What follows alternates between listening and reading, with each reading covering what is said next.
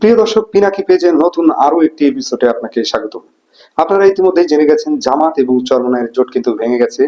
এ সম্পর্কে বিস্তারিত আমরা ইলিয়াস হোসেন ভাইয়ের মুখ থেকে শুনবো। আসসালামু আলাইকুম। আজকের ভিডিও দেখে অনেকের মনে হতে পারে যে জামাতের সাথে চরমনায়ের জোট ভেঙে গেল, এই জন্য হয়তো আজকের ভিডিওটা আমি করছি কিনা। আসলে বিষয়টা এরকম না। চরমনায়ের ব্যাপারে আপনারা 2018 বা 19 সালে আমার ইউটিউব চ্যানেলে নিশ্চয়ই কিছু ভিডিও দেখেছেন। তখন চরমনায়ের ব্যাপারে বেশ কিছু জবাব দিয়েছিলাম আমি। এই এই ইসলামের আমাদের যেটা সবচেয়ে বড় জিনিস, যে আল্লাহর সাথে কাউকে শেয়ার করা যাবে না, এইটার বাইরে আল্লাহ তাআলা মানুষের সব গুনাহ মাফ করবেন। তো যেহেতু এত বড় বিষয়, যে কারণে এটার ব্যাপারে আমি অনেক আগে থেকে, আপনারা যারা আমার একুশে টেলিভিশনের একুশের চোখ দেখতেন, আমি তখনও কিন্তু এই যে মাজারের, যেসব মাজারগুলোতে অসামাজিক কার্যকলাপ হতো, তারপরে ধর্মের নামে যেসব অপসংস্কৃতি সেখানে করা হতো, সেগুলো নিয়ে আমি ব্যাপক সরব ছিলাম। একুশের চোখে অনেকগুলো খুব হাস্যকর সব বিষয় নিয়ে আমি এই মাজারে যেগুলো হতো এগুলো নিয়ে কাজ করেছি। যাই হোক, ল্যাংকার মাজার, টাইগার বাবা, দড়ি বাবা, নানান বাবা টাবাদের নিয়ে আমি কাজ করেছি, বিড়ি বাবা। তো আমি চরমনায়ের এই বিষয়গুলো নিয়েও বেশ সরব ছিলাম অনেক আগে থেকে। আজ থেকে প্রায় 3-4 মাস আগে জামাতের যে কোনো অনেক ঊর্ধ্বতন একজনের সাথে আমার সাক্ষাৎ হয়েছিল। তিনাকে আমি বলেছিলাম ওই সময় যে, দেখেন, আপনারা এই লোকটার সাথে যে জোট করছেন, এই লোকটা কিন্তু খুবই ঝুঁকিপূর্ণ। তো ওনাকে আমি ঝুঁকিপূর্ণ যে কারণে বলেছিলাম সেটা হচ্ছে যে 2016 অথবা 17 ওই সময়ের দিকে, আমি সালটা ভুল করতে পারি, তারেক রহমানের সাথে এই চরমনাই পীর সাহেবের মালয়েশিয়াতে একটা বৈঠক হওয়ার কথা ছিল। এবং সেই বৈঠকটার ঠিক একদিন আগে তারেক রহমান বা বিএনপির পক্ষ থেকে সেটা ক্যান্সেল করা হয়েছিল। কারণ তারেক রহমানকে জানানো হয়েছিল যে এই চরমনাই পীর সাহেবের সাথে যেই প্রতিনিধি দল ঢাকা থেকে আসছেন, তার সাথে সেখানে রয়ের কিছু লোকজন আছেন। তো তিনার নিরাপত্তার কথা চিন্তা করে ঠিক একদিন আগে সেই বৈঠকটা বাতিল করা হয়। তো আমি তারপর থেকে ধরেন তাদের ব্যাপারে খুব সাবধান। এবং গত 15 বছরের আপনি চরমনায়ের যে অবস্থাটা যদি দেখেন, জামাত ইসলাম সহ হেফাজতের অনেক নেতাদের উপর অনেক নির্যাতন, অত্যাচার এগুলো হয়েছে, কিন্তু চরমনাই এই পীর সাহেবের এদের উপরে কোনো সমস্যা হয়নি। এরা দাপিয়ে বেরিয়েছে। মাঝখানের একটা সময় তো আপনার এই যে মাহফিল টাফিল, যে সময়টাতে মিজানুর রহমান আজহারিকেও দেশ থেকে বের করে দেওয়া হলো এই চরমনাই পীর সাহেব। আমি সিআইডির একজন অফিসারের কাছে শুনেছি, এটা 2024-এর যে ঘটনা, এটার আগে, তখন তিনি বলেছিলেন যে, ভাই, আপনি কি জানেন যে এই যে আলেমদের যাদেরকে জেলখানায় নেওয়া হয়, এই যে মিজানুর রহমান আজহারির যেই বাংলাদেশে থাকতে না দেওয়া, এটার পেছনে সবচাইতে বেশি কলকাঠি নাড়ছে কারা?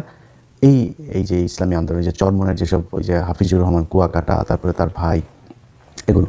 তো এরা বহু আগে থেকেই ভণ্ড। এবং সবচাইতে বড় যে স্পর্শকাতর বিষয় সেটা হচ্ছে যে ভারতের সাথে তাদের যে সংযোগের অভিযোগ আছে, সেটা অনেক গুরুত্বপূর্ণ বিষয়। তো এই কারণে তাদের ব্যাপারে আমি জামাতকে তখন সতর্ক করেছিলাম যে, দেখেন, আপনারা এই কাজটা করেন না। তখন তারা একটা উত্তর দিয়েছিল যে, ইসলামী অন্য জামাত ইসলামের বাইরে যে দলগুলো আছে তাদের মধ্যে এই ইসলামী আন্দোলনের একমাত্র তাদের সারা দেশব্যাপী বেশ কিছু মাদ্রাসা আছে এবং তাদের সাংগঠনিক কিছু কার্যক্রম আছে, যে কারণে তারা চায়। আর আরেকটা কথা বলেছিলেন যে, এইটাই একমাত্র দল যেটা কিনা সবসময় এই খুব নোংরা ভাষায় কটাক্ষ করে এবং আজে বাজে কথাবার্তা বলে। তো কিছু খানাপিনা দিয়ে এদেরকে পাশে বসায় রাখা আর কি। অনেকটা এরকম জামাতের একটা পলিসি ছিল। তো ওই দিন আমি ওই নেতাকে বলেছিলাম যে, এরা কিন্তু, আপনারা যদি ক্ষমতায় যান, মনে করেন তাদেরকে 30টা আসন দিলেন বা 50টা আসন দিলেন, ওই সময় তারা বোধহয়, আমার যতটুকু মনে আছে, 100 আসন চাচ্ছিল। তো আমি তাকে বলেছিলাম যে, আপনারা তাদেরকে যদি নাকি 30, 40, 50 বা যে কটা আসনই দেন, তো সেই আসনগুলো তো মূলত তাদের আসন না। সেই আসনগুলো হচ্ছে এই জামাতের লোকজন, তারা তাদেরকে আসন দিলে জামাতের প্রার্থী সেখানে বসে যাবেন, বসে গিয়ে তাদের পক্ষে ভোট করবেন, অর্থাৎ জামাতের ভোটগুলোই চরমনাই পাবে তখন। এখন আপনি তাদেরকে 40টা বা 50টা আসনের ভেতরে মনে করেন 20টা আসন তারা পেল। 20টা আসন যদি পেয়ে তারপরে আপনি সরকার গঠন করলেন, যদি জামাত ইসলাম এবার ক্ষমতায় আসেও, সেটার একটা সম্ভাবনা তো তৈরি হয়েছে। যদি আসে, সেক্ষেত্রে আমি মনে করি যে বিএনপিও বিশাল একটা ফাইট দেবে। তো খুব হাড্ডাহাড্ডি একটা লড়াই হবে এবার নির্বাচনে, আমার বিশ্লেষণ।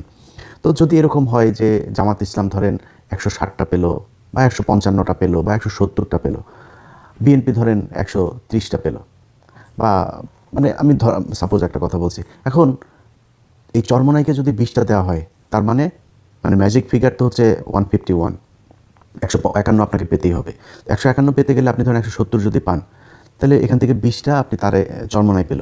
চরমনাই যদি পায়, এখন চরমনাই মাঝখানে গিয়ে বলল যে, আমরা এই চাই। কারণ তাদের চাওয়া তো যেটা চাবে তারা সেটা চাবে।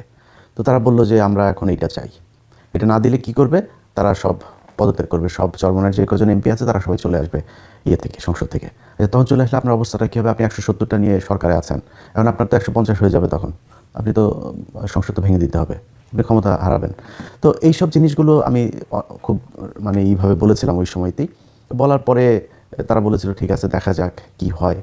তো কি হয় সেটা নির্বাচনের আগে যে হয়েছে, এটা আমি মনে করি জামাত ইসলামের জন্য অনেক বড় একটা পাওয়া।